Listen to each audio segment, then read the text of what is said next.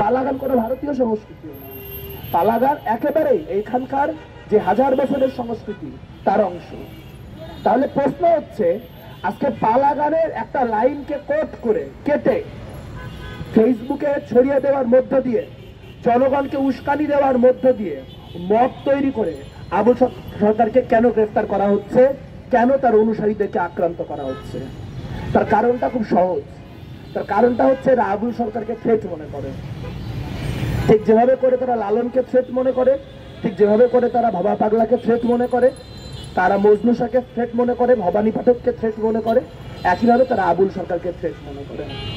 কারণ আবুল সরকারের যে গূঢ় জ্ঞান, যেই জ্ঞান তিনি চর্চা করেন তার সহজিয়া ভাষায়, সেইটা শহরের মধ্যবিত্তের বাইরেও বাংলাদেশে যে বিশাল প্রান্তিক জনগোষ্ঠী আছে, সেই প্রান্তিক জনগোষ্ঠীর মনে এক ধরনের সহমর্মিতার, সহযোগিতার এবং সংহতির বোধ নির্মাণ করে।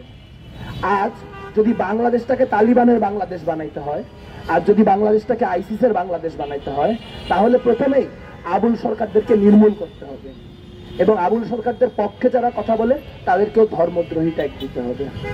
চাইলে এই খেলায় মধ্যবিত্ত চুপ করে বসে থাকতেই পারে, কিন্তু যারা আপনাদের মিডিয়ার মধ্য দিয়ে যেসব মধ্যবিত্ত মানুষ আমাদের কথা শুনছেন, যেসব শহরে মানুষদের বাউল এবং তাওহীদি জনতার জ্ঞানজামে কিচ্ছু যায় আসে না, তাদের একটু চিন্তা করে দেখা দরকার। আপনারা ইউটিউব খুলে কোক স্টুডিওতে যায় শিকুয়া এবং জবাবে শিকুয়া শুনেন। সেখানে শিকুয়ায় আল্লামা ইকবাল যে লাইনগুলি লিখছেন, সে লাইনগুলি কোনো অর্থেই কম ব্লাসফেমাস না। যদি আমি আবুল সরকারের কথাকে ব্লাসফেমাস বলি, তাহলে সেগুলোও সবই ব্লাসফেমাস।